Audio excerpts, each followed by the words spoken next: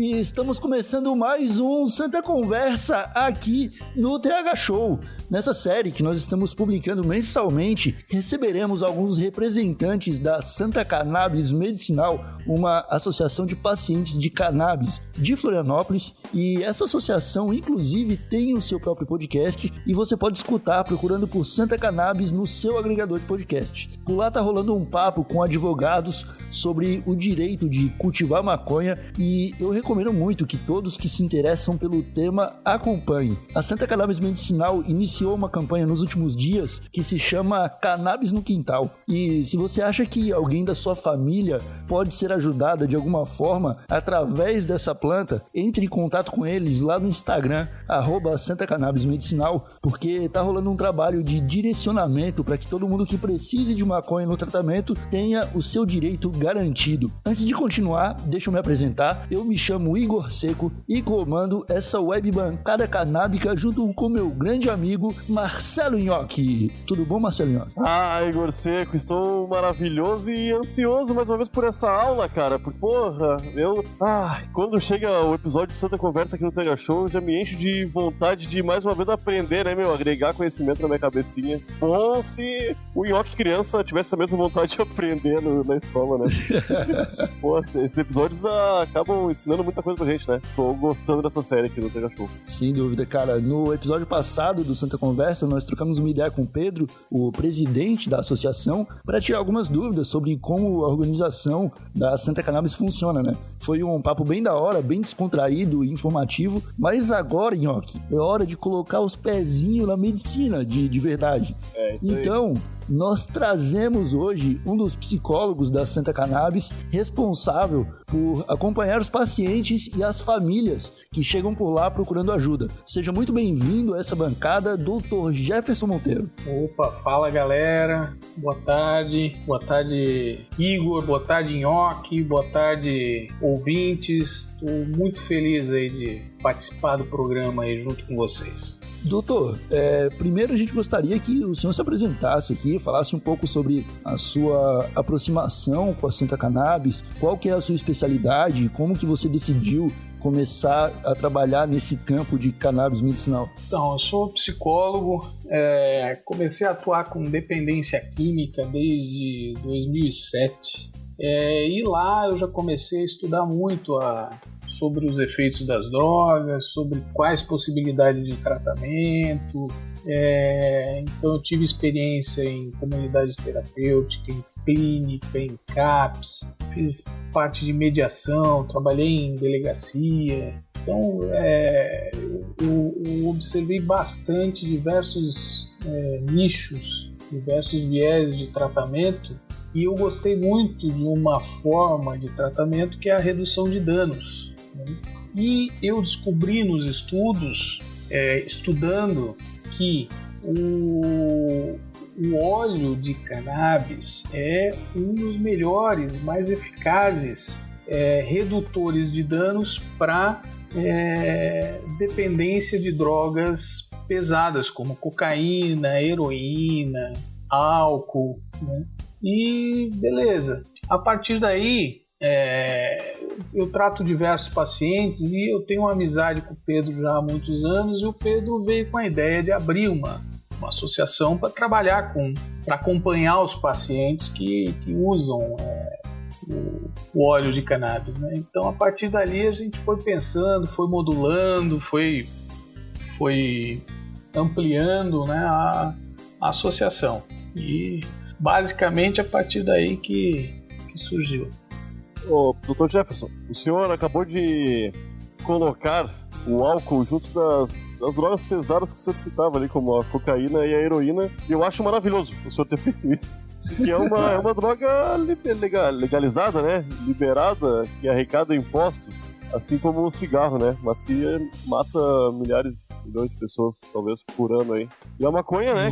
Que continua sendo considerada a porta de entrada e uma droga muito maléfica para a sociedade. Por isso eu acho que é bom a gente começar perguntando pro senhor sobre a famosa frase, né, que maconha deixa a pessoa burra. É verdade isso aí? A maconha mata neurônios? Os maconheiros são mais burros que o normal? Então, vamos lá. Tem uma história muito... Isso é mito, né? E aí, como qualquer mito, tem um mito que é bom e tem um mito que é ruim. Tem um mito que vai fazer você refletir, você ampliar a sua visão sobre o mundo, sobre você, e tem um mito que é ruim, que é maléfico para o mundo, né? Por exemplo, a gente tem um mito aí presente que está sendo maléfico para o Brasil. Mas essa ideia ela veio de um estudo, cara, que foi tendencioso, que foi realizado em 1974 pela equipe do Dr. Robert Hatch. E ela foi financiada pelo governo da época, que era do Reagan, né? E lembrando que em 1972 o Reagan ele colocou a maconha como uma droga extremamente maléfica e que não produziria benefício nenhum, né? Então esse suposto estudo ele concluiu em 1974 que a maconha causava burrice e que queimava neurônios. E aí, se você for ler esse estudo, não sei se vocês já leram, mas é muito interessante, porque como é que foi o método deles? Eles pegaram 3 macacos, colocaram os 3 macacos dentro de uma sala, prenderam os 3 macacos dentro da sala. Todo dia eles esfumegavam a sala com uma quantidade de fumaça de maconha equivalente a 30 cigarros de maconha naquela sala. Isso todos os dias durante 12 meses, cara. Ah, é tipo o Big Brother, só que mais legal. Porra, não. Aí, assim, é macaco, tu entende? O macaco já não tem, né? Não tem a mesma perspicácia, reflexão crítica, né? Que o ser humano tem, você entende? Pois é.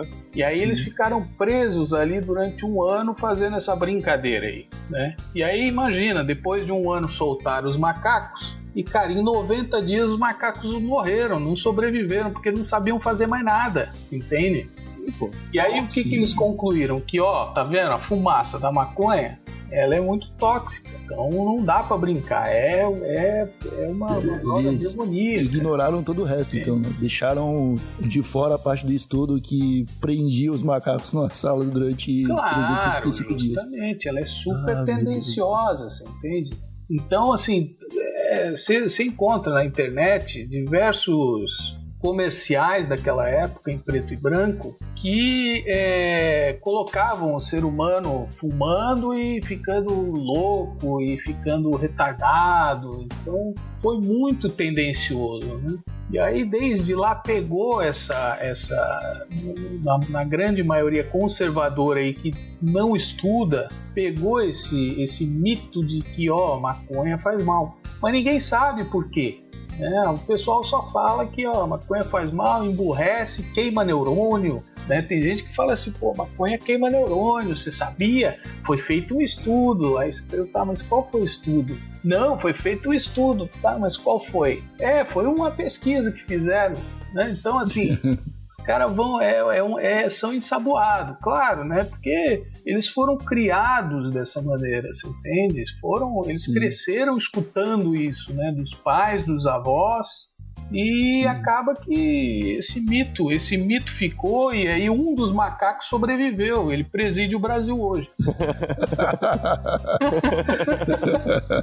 Não dá merda. Doutor, quais são as dúvidas mais comuns que chegam pro doutor hoje através dos pacientes da associação? Talvez esse de que maconha deixa mais burro? Tem mais alguma que seja clássica? Cara, se o óleo, porque a gente trabalha muito com pacientes que querem iniciar um tratamento com óleo de canabidiol, né? Então o pessoal vem para entender um pouco, para conhecer, né? Vem com medo, vem com esse mito de que maconha faz mal, de que maconha queima neurônio, de que maconha deixa louco. E aí a principal pergunta que eles vêm, que os pacientes chegam, é se vai dar alguma reação psicoativa, né? E aí você tem que esclarecer que o nível de THC é muito baixo. THC é o tetrahidrocannabinol 9, que produz psicoatividade. Então o THC ele é baixo. Como ele é baixo, O CBD ele vai ter uma ação maioritária aí, você entende? Que é de relaxamento do corpo, diminuição da ansiedade, melhora do foco, né? Então, geralmente, o que eles veem é com esse tipo de questionamento, tá? Ou então, será que eu não vou ter alucinação?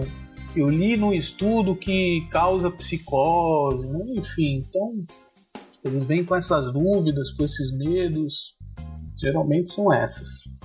O senhor falou sobre as alucinações da maconha. O pessoal acredita ainda que é possível, né? Que a maconha vai te deixar sem nenhum controle sobre o que você está fazendo depois de consumir ela, né?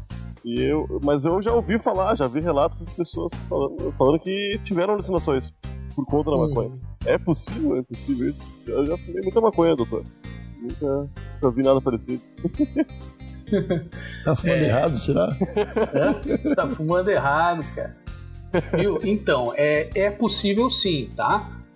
Como um psicoativo, tá? Ele pode produzir algum tipo de delírio, algum tipo de alucinação, tá certo? Se o sujeito tiver uma predisposição, tá? Isso é bem importante salientar. Então, devido a planta ela conter, né, entre os seus canabinoides aí, o THC, que é o elemento psicoativador, né, então ela pode sim produzir essas alucinações, esses delírios. Eu tenho um relato de pacientes que me procuraram para deixar de fumar maconha porque, cara, já estavam conversando com televisão, entende? Então esse é um tipo de alucinação que acontece, né? Já estava escutando coisa, as pessoas falavam com eles estavam entendendo coisas muito diferentes daquilo e achando que tinha um universo conspirando contra, entende? A gente já ouviu um caso parecido aqui no TH Show de um terraplanista que virou terraplanista depois que a televisão falou com ele. Então eu meio que acredito que isso pode acontecer. Não, mesmo. mas então, isso daí como ele é um psicoativo, claro, a pessoa ela já tem como eu te disse, ela já tem uma predisposição, né?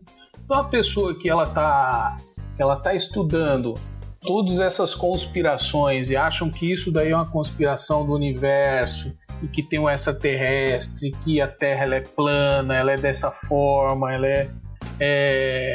esse cabra ele já tá com a mentalidade voltada a acreditar nisso, tu entende? Ele já não tá nem em cima do muro mais, sabe? Entendi. E aí é claro que ele vai assistir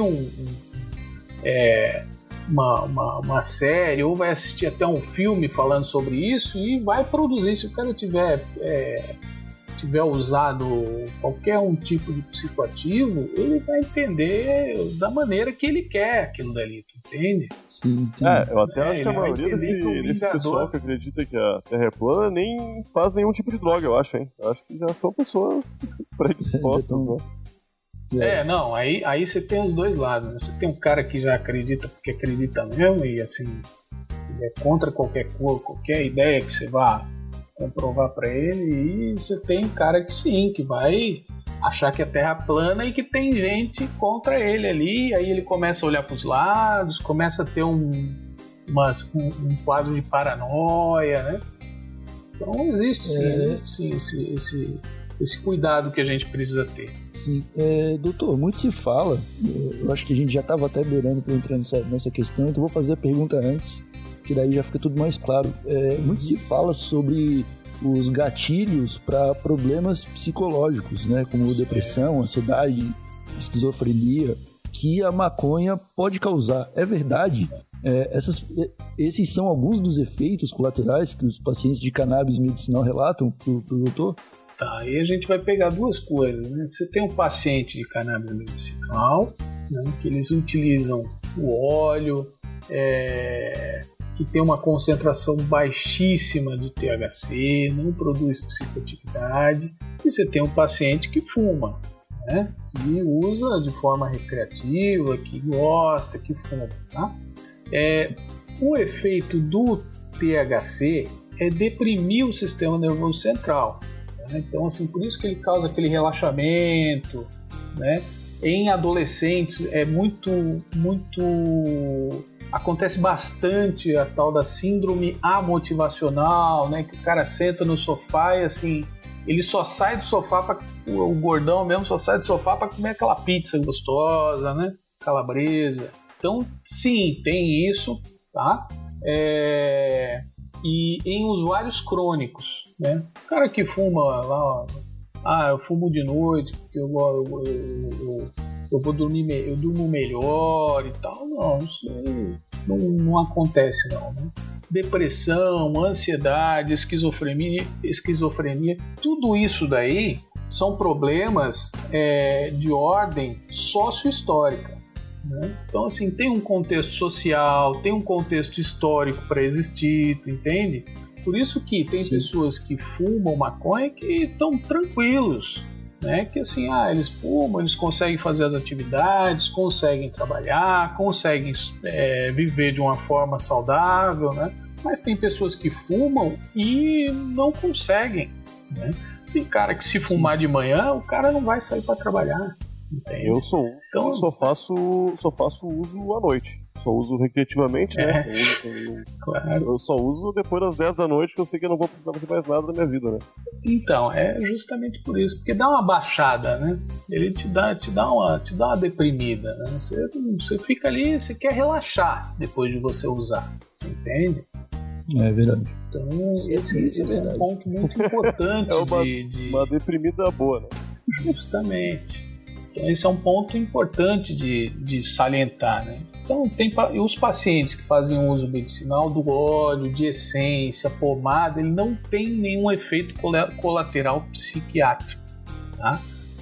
O uso medicinal ele até diminui os sintomas, né, de ansiedade, de insônia. O próprio CBD, que é o canabidiol, ele é antipsicótico, né? Então, assim, ele melhora na diminuição dos efeitos dos surtos de esquizofrenia, entende? Então, você vê que são dois polos, né? O THC e o CBD. O THC ele é necessário em alguns pacientes, mas o CBD é em todos. Entende? O CBD ele é muito bom para todos os pacientes. Doutor, já que a gente está falando sobre isso aí, sobre o CBD e o THC, talvez seja uma dúvida que os nossos usuários possam ter em casa, né? Eu acho que seria bom de falar sobre isso aí. Como funciona?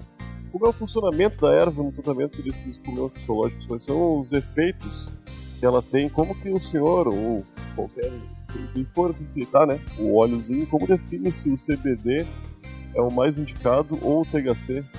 A gente sabe disso aí.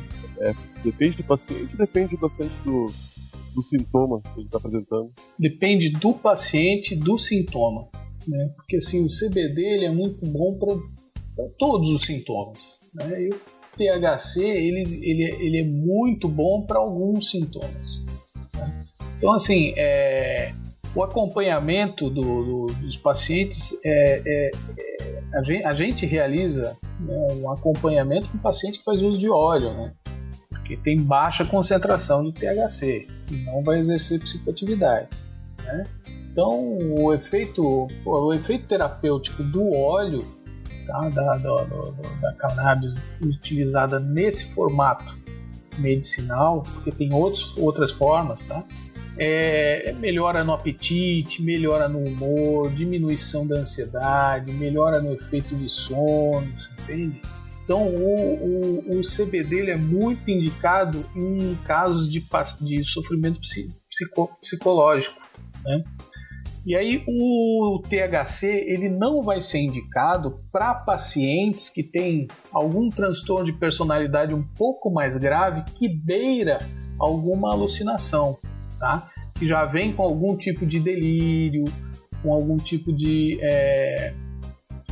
mania, você entende? Algum tipo de transtorno de personalidade bipolar, borderline, histriônico, narcísico é perigoso, tá? Porque pode ser que cause algum tipo de problema. Mas o CBD, ele é indicado em todos eles. Tá? Ele é muito indicado em todos eles. Entendi. Doutor, nós sabemos que muitas pessoas são ajudadas por cannabis medicinal na hora de tratar problemas mais crônicos ou muito aparentes, né? Como a epilepsia, por exemplo, que a gente consegue ver o sintoma muito claramente quando alguém está tendo um ataque epilético.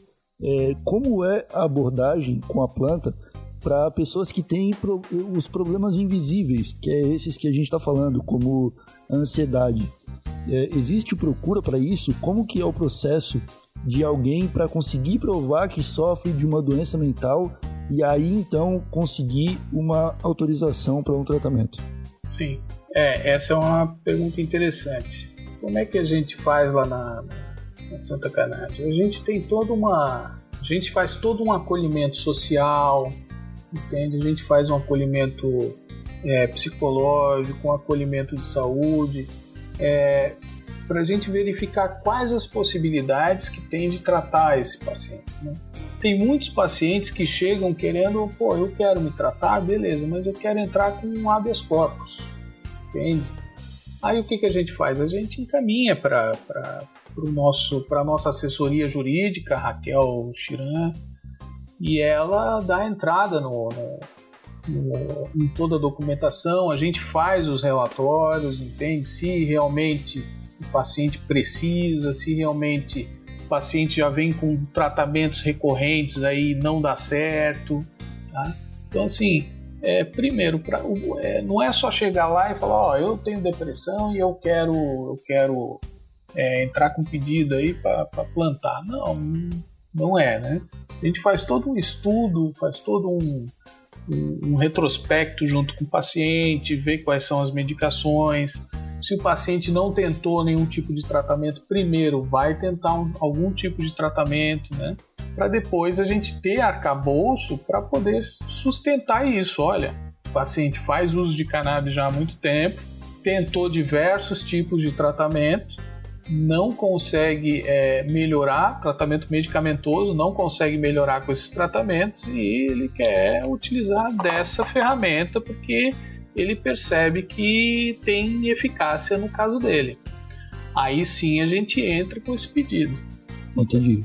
O Dr. Jefferson, olha só, o momento que a gente vive hoje exige, né, que a gente tente cuidar dos nossos pulmõezinhos, já que fumar às vezes é complicado, né? O pessoal até decide usar o filtro, tenta para reduzir os danos.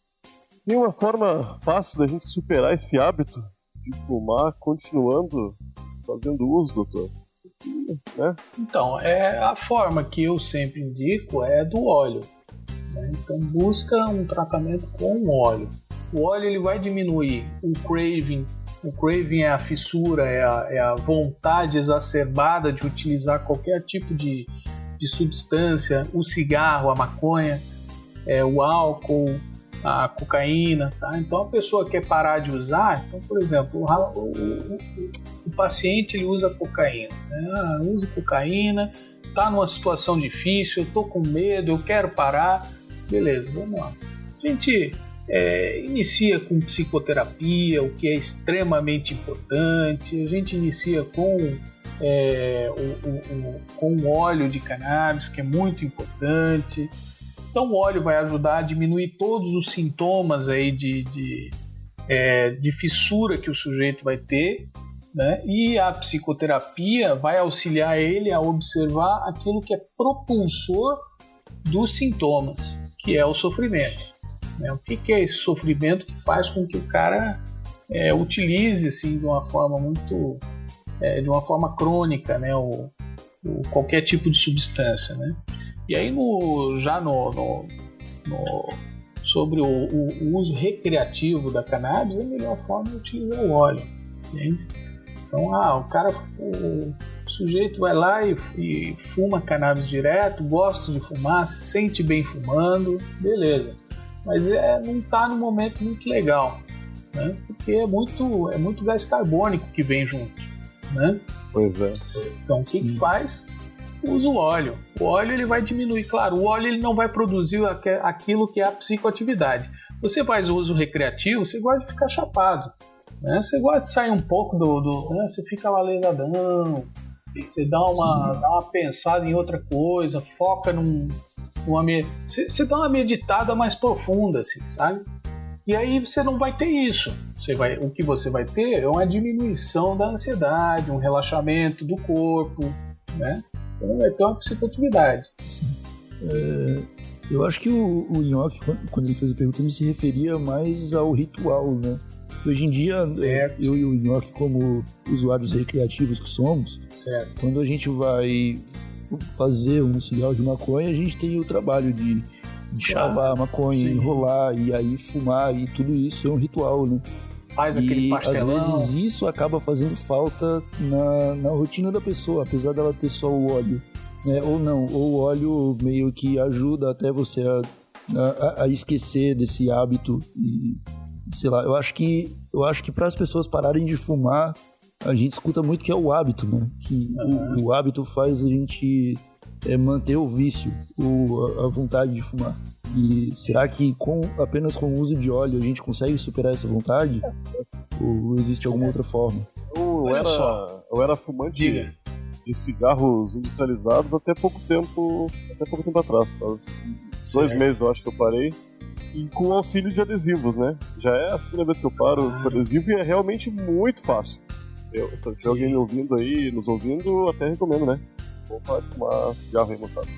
Porém, eu estar... Não está acontecendo isso, né? Mas na outra vez que eu parei, quando eu ia pegar um ônibus, quando eu ia no mercado, depois de almoçar, sempre tem momentos-chave que dá vontade de tu botar a mão no bolso e puxar um cigarrinho, né? Eu acho que é isso aí mesmo. Eu realmente me expressei mal.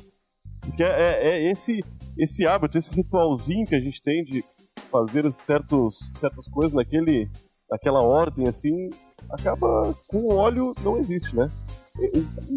Como? Então, assim, tem como. Olha só, presta atenção no movimento que você faz. Eu fumei cigarro há muito tempo também. E eu parei de fumar no dia, assim. Eu tava fumando, pensei, meditei, falei, eu vou parar de fumar, parei de fumar. E aí eu fazia um exercício muito importante que eu vou falar daqui a pouco. Mas presta atenção no movimento. Quando você vai fumar, você acendeu o cigarro, qual é o primeiro movimento que você faz? O pulmão de ar, né? Justamente. Esse é o ponto. Você enche o pulmão de oxigênio. Você já percebeu como é que você está respirando agora? É muito crua a respiração. Sim, bem mais curta. Claro. Então, quando você acende o cigarro, é muito gostoso. Por quê? Porque a primeira vez, pode ser a primeira vez do dia, o primeiro cigarro é muito, muito mais prazeroso, né, do que os outros. Mas toda vez que você fica estressado, o teu pulmão ele dá uma encolhida e você respira muito menos, você entra num processo de defesa. Então, o que acontece? Quando você é fumante, você pega o cigarro e você põe na boca e você puxa e enche o pulmão de ar. Você entende? E aí você solta. Quando você solta, você dá uma relaxada. É ou não é? Esse é o movimento chave, você entende? Então, para todas as pessoas que utilizam cigarro, que fumam e querem parar de fumar, eu digo, cara, abre uma canetinha daquela Bic e você começa a tragar ela. Sem a tinta, né?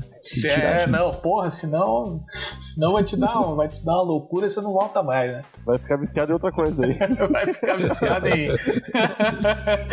em tinta de Bic, né, bicho?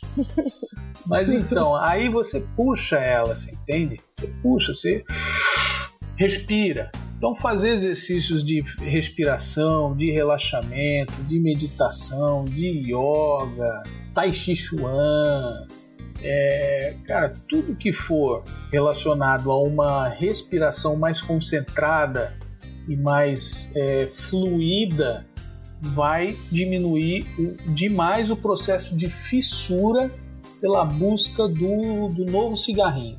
Tá? Então é todo um processo que é bem complexo, e quando vem o pessoal se consultar comigo falando isso, eu digo assim, você percebeu como é que você está fumando, como é que você está respirando agora?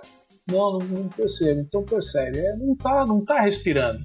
É aquela respiraçãozinha curtinha, você entende? Que não preenche o pulmão. O pulmão ele precisa ser preenchido, assim como todos os músculos do nosso corpo, eles precisam ser exercitados, né? Então é basicamente isso. Você faz um exercício de respiração, você precisa desenvolver uma consciência sobre essa respiração, que é bastante importante. E, cara, auxílio psicológico, busca psicoterapia mesmo. Porque assim, o sofrimento, o problema, ele vai estar ali. Agora, o que muita gente faz é não querer olhar para o problema e jogar para frente. E aí acontece que ele aumenta e vai aumentando junto a angústia, né? Então, o melhor que tem é todo esse processo junto. O cara quer diminuir, quer parar de fumar, faz todo esse processo junto. É terapia, meditação, é yoga, óleo de cannabis para diminuir os sintomas. Basicamente isso.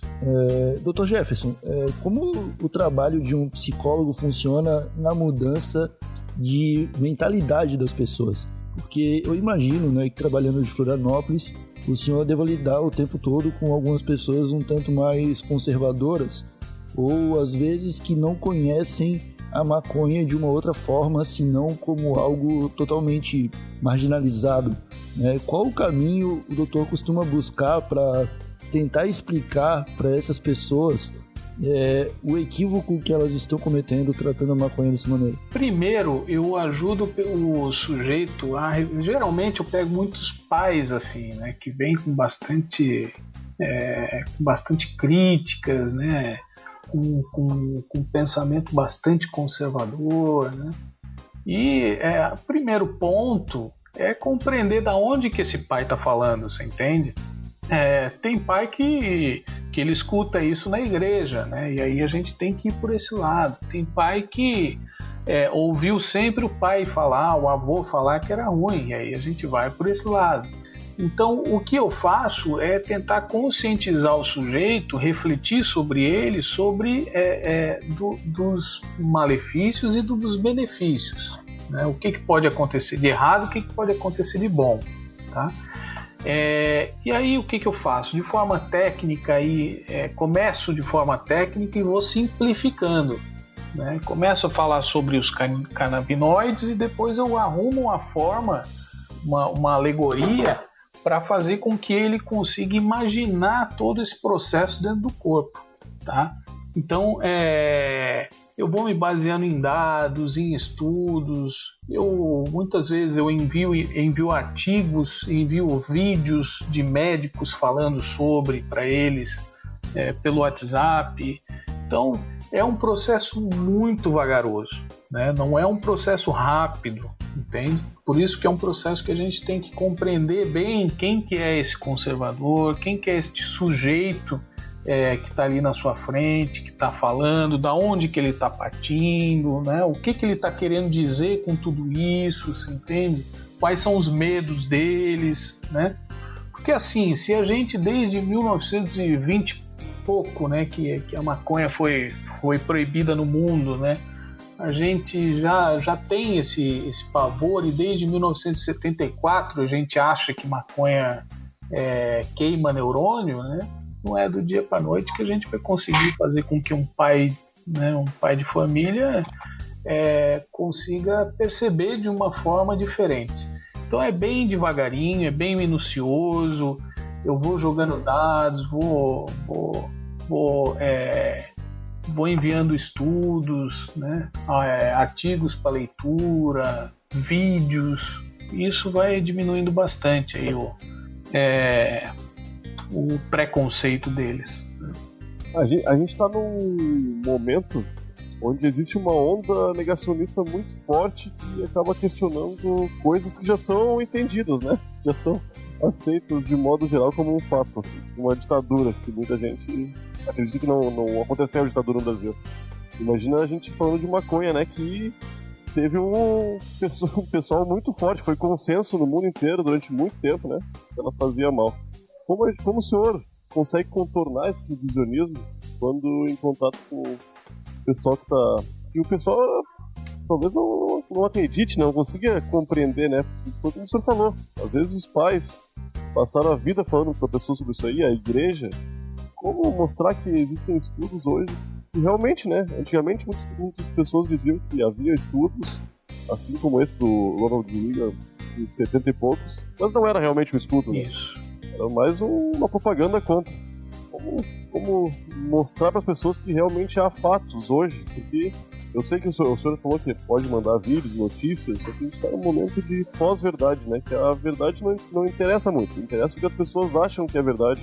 Isso, o Pedro conversou conosco, acho que no primeiro episódio ele falou sobre isso aí, até que o trabalho da associação, dos psicólogos, médicos, ia também até um ponto, porque se a pessoa realmente não está disposta, mesmo com todos os fatos, a mudar de opinião, não há muito o que fazer, né? Esse é um ponto. Na realidade, há o que fazer, né? O que acontece é que, assim, quando o sujeito está muito cristalizado, você não tem como bater, porque senão você cria uma ferida no sujeito, né? Você cria um amargor, né, no sujeito, que ele não vai voltar, você entende? Então, o que geralmente eu faço, como eu conduzo esses pacientes ou esses familiares, eu jogo a informação.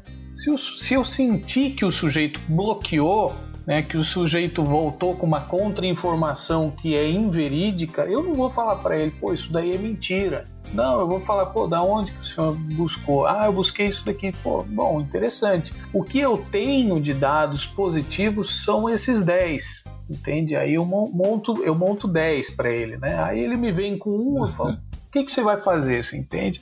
E aí eu jogo os 10 para ele e eu dou tempo para ele estudar, para ele rever, para ele refletir, você entende? Se ele não retornar, paciência, né? Agora, o que não dá é para a gente cutucar, né? Ou quebrar um sujeito que está cristalizado, porque daí a gente arruma uma briga que é desnecessária, não é nem nossa essa briga, né?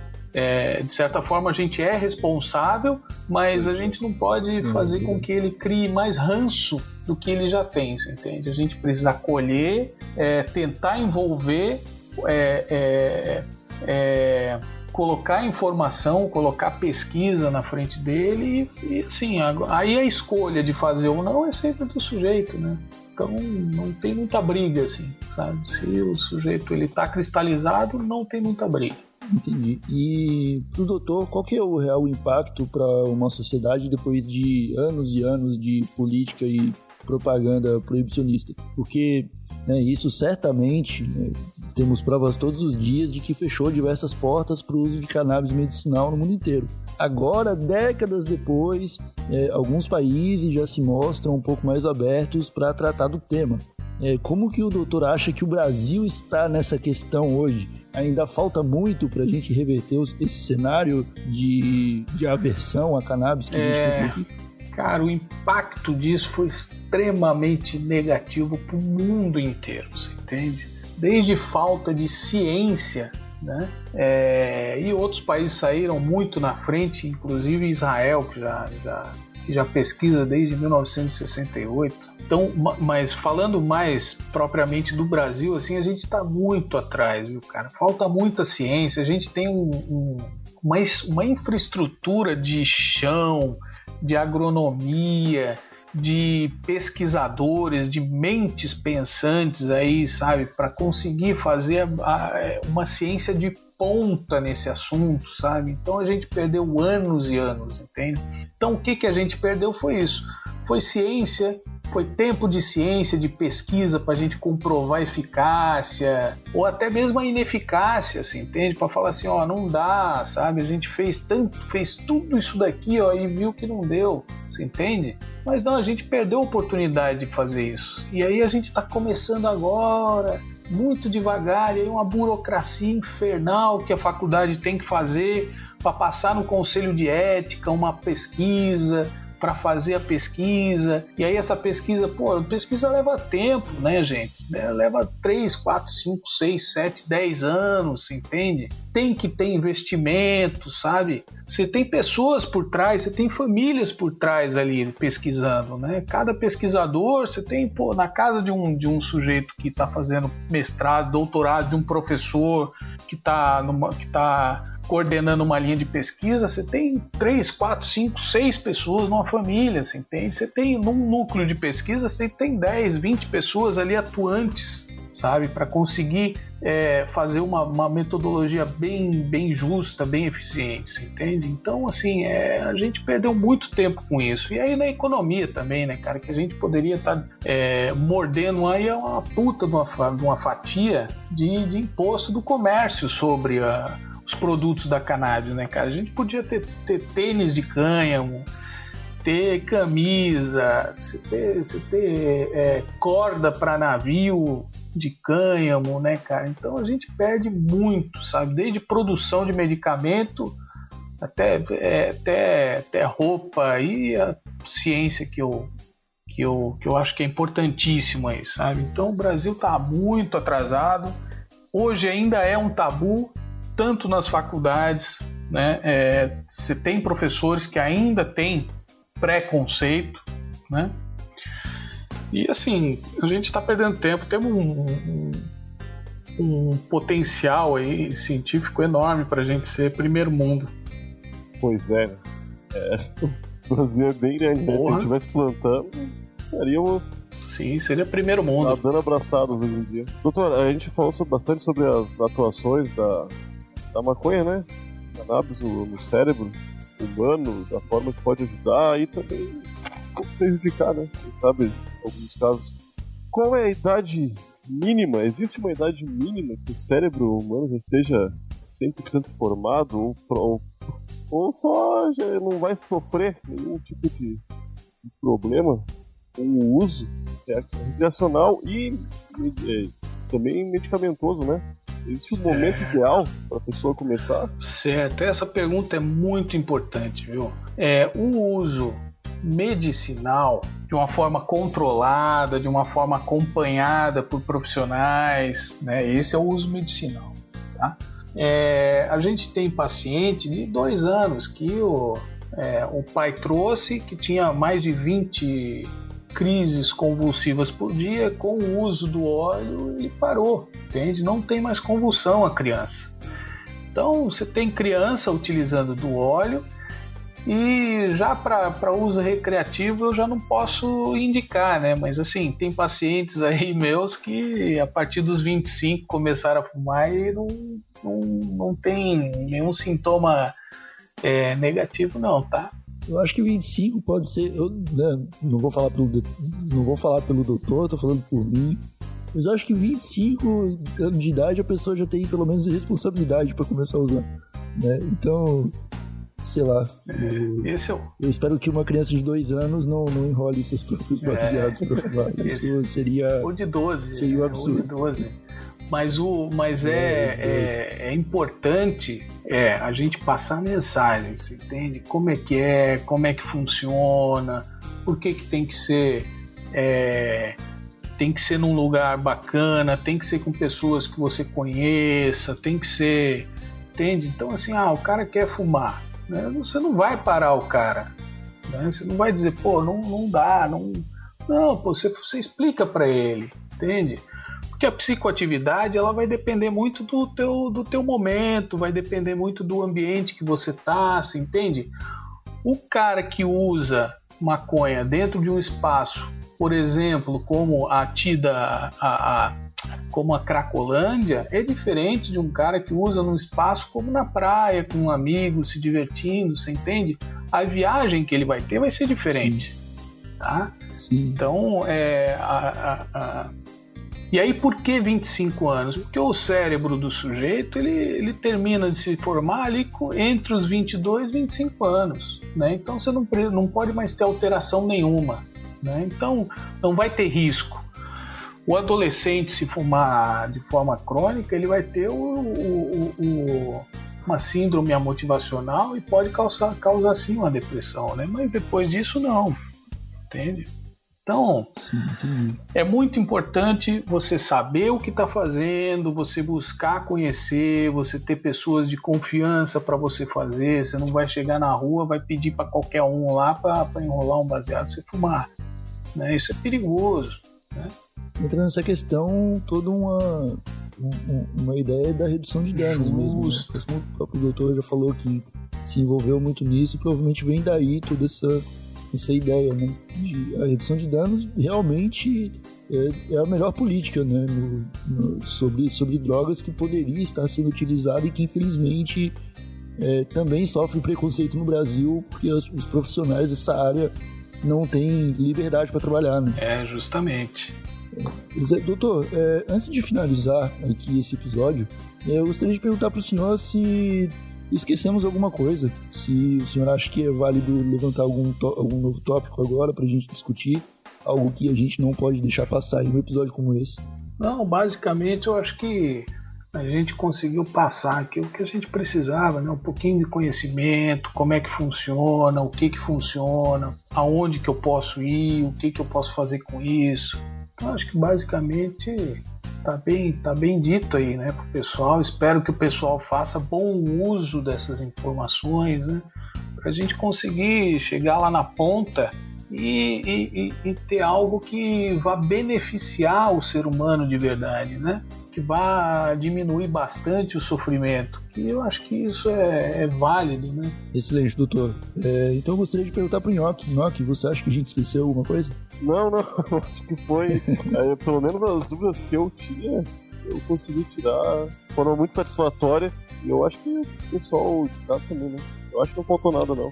Excelente, então. Dr. Jefferson, muito obrigado pela participação aqui no TH Show. As portas estão abertas.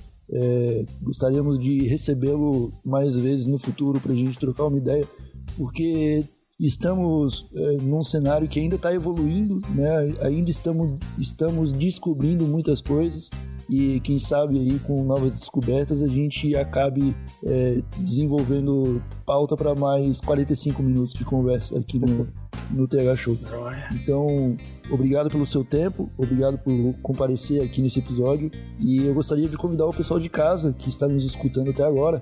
Quem tiver alguma dúvida que acha que a gente não fez, que tem alguma sugestão, algo pra gente abordar aqui no TH Show, pode mandar pra gente pelo Instagram do TH Show Podcast, pelo Twitter, TH Show Podcast, ou pelo nosso e-mail, thshow@desabilitado.com.br. O doutor está fazendo atendimento hoje através da associação por videochamada, né, doutor? Se quiser falar um pouco desse trabalho também, eu acho que seria válido deixar alguma forma de fazer os nossos ouvintes encontrarem o senhor.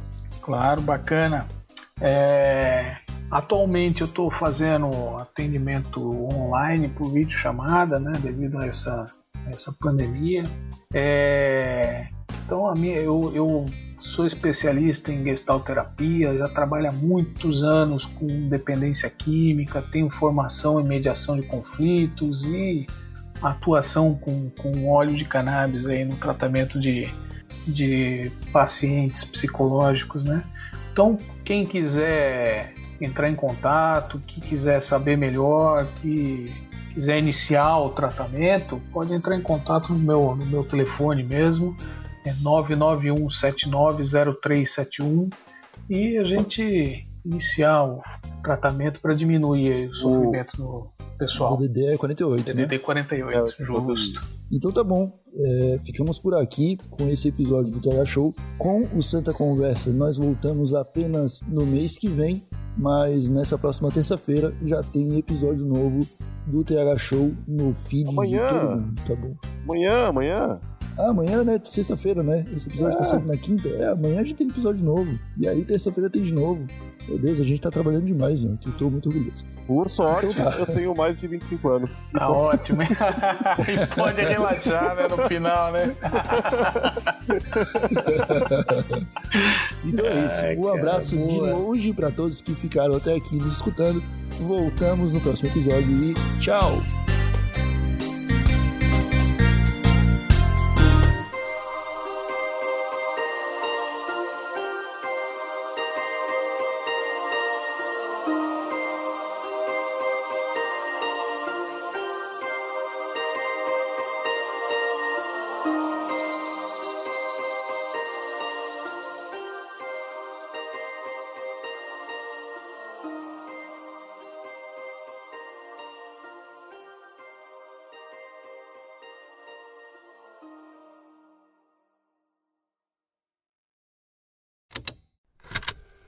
Estalo Podcasts.